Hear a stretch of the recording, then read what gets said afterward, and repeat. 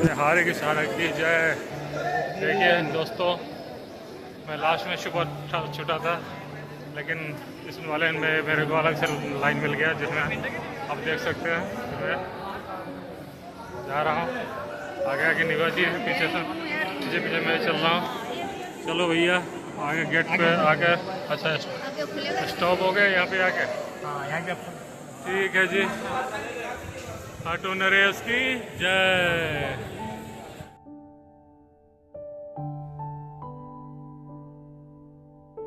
दोस्तों साथियों, बाबा के दर्शन बहुत अच्छी तरह हो गया। करके बस यही थोड़े के हाथ भीड़ बहुत ज़्यादा है। सबका दर्शन हो गया बढ़िया से, अच्छी तरह, और बाबा कृपा बनाए रखें बस। ठीक है दोस्तों, ऑटो नरेश की जय, श्याम बाबा की जय। तो दोस्तों साथियों, अब आ गए हम लोग श्याम कुंड में। आप देख सकते हैं ये कुंड तो वैसे बहुत बड़ा है, लेकिन यहाँ पे सबसे पीछे है।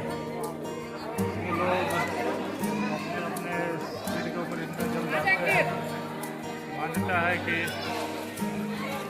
इसमें भी जल डालने से भी कुछ अच्छा ही होता है, तो ये पता नहीं, लेकिन आस्था है लोगों की, तो आस्था की वजह से मैंने भी डाला और उम्मीद है कि अच्छा ही होगा। जय श्याम बाबा महाराज की जय। हाँ जी, कैसा लगा? क्या बोले यहाँ, बढ़िया लगा? अच्छा, पानी कैसा लगा? हाँ, बोल श्याम बाबा महाराज की।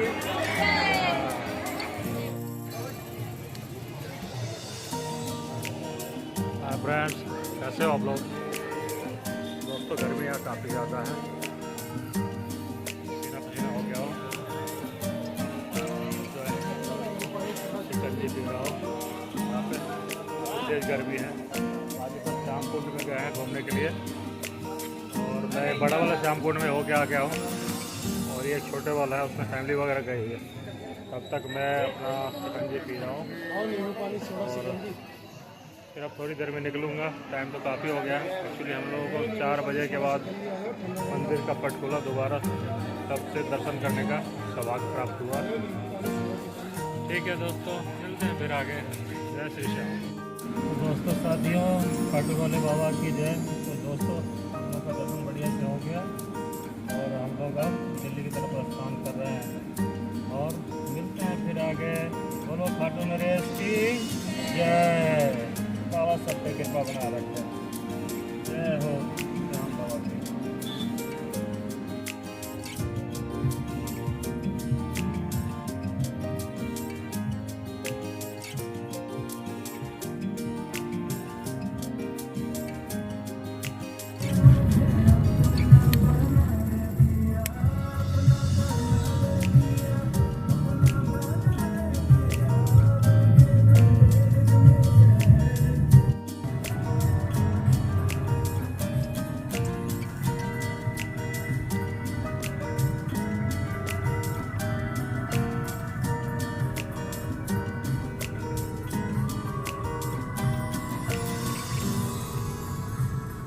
दोस्तों साथियों, अच्छा खासा आए हैं। पूरी रात बारिश हुई है, बारिश में हम लोग गाड़ी से आए हैं।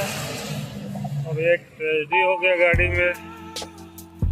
आज रोड पे सड़कों पे इतनी पानी थी, यहाँ तक तो ये ले आया, और द्वारका फ्लाईओवर के ऊपर आकर के गाड़ी का जो है ना टायर एकदम से कंडीशन हो गया है, देख सकते हैं। तो अब इसका क्या उपाय करें? इस टाइम रात के बज रहे हैं करीब 1:15 हो रहा है। अभी हम द्वारका एक्सप्रेस पे हैं, देख सकते हैं। तो कोई सा रुकने वाला न जानने वाला मिल रहा है यहाँ पे, तो क्या करूँ? और फैमिली सब बैठा हुआ है, मिलते हैं फिर आगे। हाय फ्रेंड्स, नमस्ते। मैं हूँ केशव चौहान, और आप देख रहे हैं केशव चौहान ब्लॉग। तो दोस्तों, कुछ पार्ट अभी जो ब्लॉग बनाया है उसमें रह गया था, कारण कि कुछ ऐसे सीन हो गए थे जो में मैं सोचा चलो डाल दूँगा, बट उसके बाद मैं बिजी हो गया और ब्लॉग आगे बढ़ा नहीं पाया। तो आज मुझे फुर्सत मिली है तो मैं उसमें बताता हूँ। करीब 6 बजे हम लोग चले थे वहाँ से खाटू श्याम जी से। बहुत अच्छा चले, दर्शन वगैरह भी काफ़ी बढ़िया से हुआ, बाबा कृपा बनी रहे, काफ़ी अच्छा हुआ। थोड़ी देर जाने के बाद जो है ना, चलने के बाद जो है ना, खाटू जी से निकले ही थे कि रास्ते में एक पहाड़ी एरिया आता है जहाँ से बारिश स्टार्ट हो गई। तो बारिश स्टार्ट हो गई और पूरी अंधेरी अंधेरी रात थी, और वहाँ पे कोई जो है ना स्ट्रीट लैंप वगैरह लाइट वो जो होती है कुछ जल नहीं रही थी। तो धीरे धीरे हम लोग आ रहे थे, हाईवे पे आए। हाईवे पे आते ही बहुत मूसलाधार बारिश शुरू हुई, और मूसलाधार बारिश शुरू हुई तो हम लोग भी मतलब धीरे धीरे वैसे रोड पे चल रहे थे। लेकिन हाईवे पे पहली दफ़ा मेरे को एक्सपीरियंस, कभी मैं इतना दूर गया नहीं था, पहली दफ़ा एक्सपीरियंस हुआ। और उस हाईवे पे NH 48 के ऊपर जो है ना बड़ी बड़ी गाड़ियाँ चलती है, ये 12-16 चक्के वाली जो होती है ना, तो रोड ज़्यादातर गाड़ियाँ जो है ना राइट साइड से ही चलती है। तो ये देखने को मिला कि जिधर से कार को निकलनी चाहिए उधर ट्रकें ज़्यादा चलती है। तो चलो वो भी कोई बात नहीं था। सबसे बड़ी दिक्कत है कि बारिश इतनी तेज़ और मूसलाधार हो रही थी, और बीच में रोड में कभी बार गड्ढे वगैरह भी थे, और ट्रकों के साइड से जो पानी आता था तो मेरी कार के पूरा ऊपर आगे का विंडशील्ड जो होता है ना, उस पर पानी एकदम से कचरा वाला पानी आ जाता था। तो कई बार तो फर्स्ट टाइम ये इस तरह का एक्सपीरियंस हुआ, कारण कि मैं कभी इतनी लॉन्ग ड्राइव पे कार चलाया नहीं था। तो 1-2 बार तो ऐसे लगा कि पता नहीं आगे क्या है, कुछ दिखाई नहीं दे रहा था, ब्रेक भी नहीं मार सकते थे।